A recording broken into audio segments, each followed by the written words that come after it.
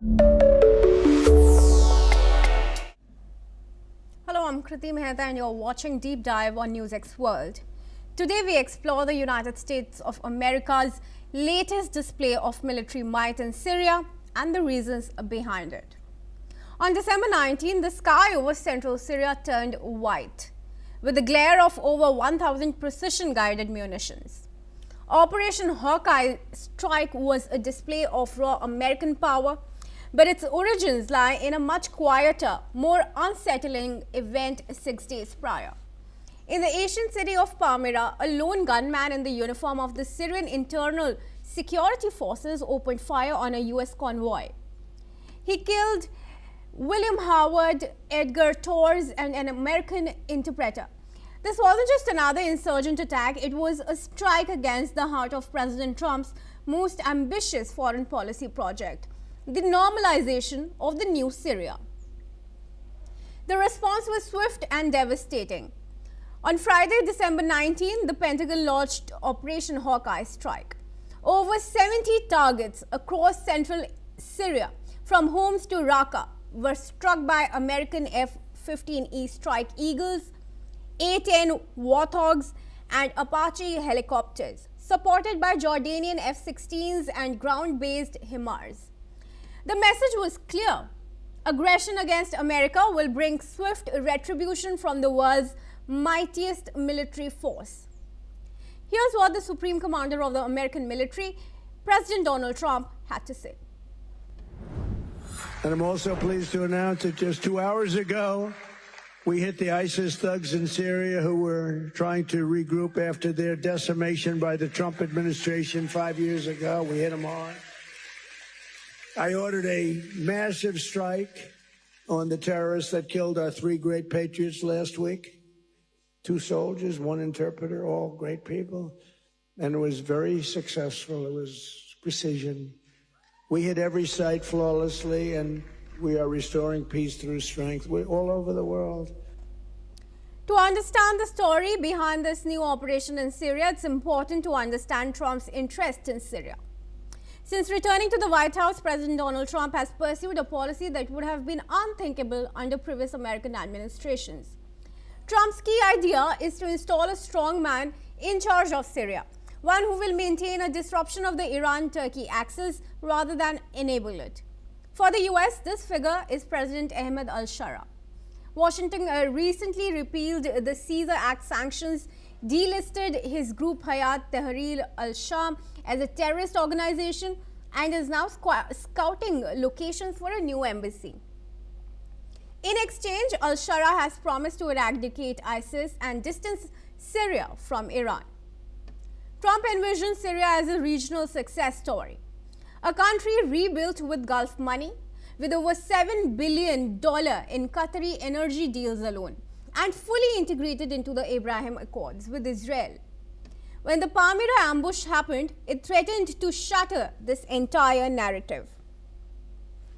If the new Syrian government, composed largely of former rebels, couldn't even control its own security guards, can it be trusted then to deliver on America's vision? Trump's reaction was a study in high-wire diplomacy publicly. He called al-Sharaa a strong man who was deeply sorry and fully in support of the strikes. Privately, however, US intelligence was grappling with a terrifying possibility. According to whispers in the intelligence communities, the gunman in Palmyra wasn't just a random insurgent. He was a recruited member of the Syrian security forces. Rumors persist that elements within al-Sharaa's own government, specifically hardline factions or former Al-Qaeda members who resent the new alliance with Washington, may have coordinated to test US resolve or derail the normalization of ties. While both Damascus and Washington maintained that the attacker was an ISIS sympathizer who had successfully infiltrated the new government's ranks, the US military's Central Command, which represents America's actual presence on the ground in the Middle East, has notably opened its own independent investigation into the insider attack.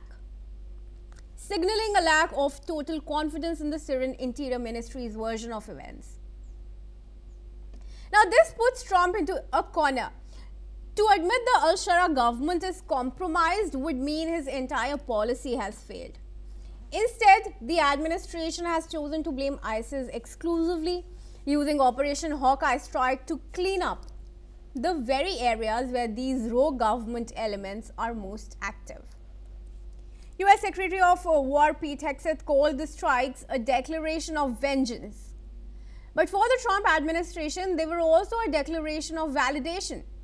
By bombing ISIS targets with al-Sharaa's public blessing, Trump is trying to force the new Syria into a permanent alliance.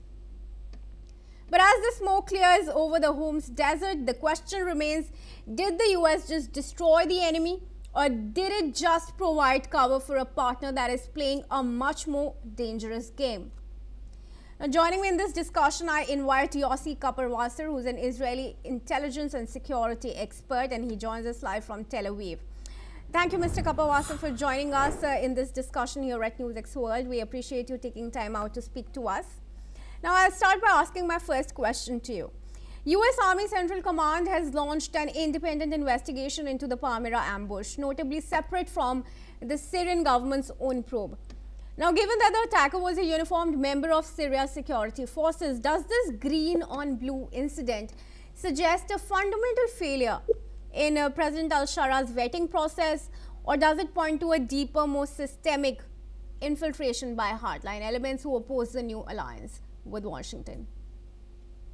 First of all, thank you for having me. And I would say that it's more than a specific vetting problem. The Sharaa supporters are mainly jihadists themselves, and though they don't belong to the Islamic State, to the ISIS group, they believe in the same ideology. And some of them lean towards the ISIS ranks, like the guy who carried out the attack. And it's going to be very difficult for Sharaa, almost impossible to conduct a really serious vetting of the people that he brought into his military and security forces, because most of them come from the jihadist organizations that he relied upon and led for many years in the northern enclave of Idlib before he took over Syria. So it's a very difficult task to vet them, because most of them are of the same ideology of ISIS. So they know that they have to be cautious and not speak this way right now, but sometimes it just spills from their lips the truth about where they stand. And from time to time, somebody like that can carry out a terror attack, like the guy who carried out the attack in Palmyra did. All right, sure. Moving on now, Defense Secretary Pete Hegseth has also characterized Operation Hawkeye strike as a declaration of vengeance. However, with over 70 targets struck in a single day, is this massive display of force a sustainable strategy to protect American troops, or does it risk backfiring by appearing to provide American air cover for a Syrian government that many still view with skepticism? Well, I think that if they had 70 targets of ISIS prepared in advance for quite a while, they should have taken action against them well before. Why let them operate and function while there is a different regime in place? They should have aided Sharaa, and Sharaa himself should have been involved in that, and he was not in this use of force against ISIS. Now, the Americans don't need to show their force. Everybody realizes they're much stronger than anybody else in this terrain, and they can carry out as many attacks that they wish. Of course, it takes a while to prepare the military move, but it's not something really significant. It's not a significant hurdle in carrying out this attack. And the fact that they had 70 targets shows us that Sharaa does not control all of Syria. There are areas controlled by ISIS, especially in the desert. And it's not only that, Sharaa doesn't control other parts of Syria. And there's a gap between the way the United States want to look at Sharaa as the new strong man in Syria that can provide stability and security. And the reality on the ground is that Sharaa is not that strong, is suffering from a lot of problems. And there are many areas of Syria that are not controlled by the Sharaa forces. In fact, President Trump has tied the success of his Middle East policy, which includes the repeal of the Caesar Act and potential integration into the Abraham Accords, directly to the stability of al-Sharaa administration. Now, if it is proven that the elements of the Syrian state were complicit in killing of the US soldiers, does the Trump administration have a plan B? Well, right now it doesn't seem so. It seems that they have put all their money on Sharaa, and they're going to do whatever is necessary in order to strengthen him and make him succeed. And I think that's the only policy that makes sense for them, because what is the alternative? And the strength of Sharaa comes from the fact that there is no alternative. And he's ready to play the game together with the Americans and support stabilization, support reconstruction and rehabilitation of Syria. He needs the Americans for that purpose, and he's ready to cut a deal with the Americans that would provide him with the lifting of the sanctions of the Caesar Act and other sanctions that were put on Syria, and allow the international community to invest in Syria so that Syria will be stronger again. But the problem is that he's not asked enough to pay the price that comes with that. He's not taking enough steps against ISIS and the other elements.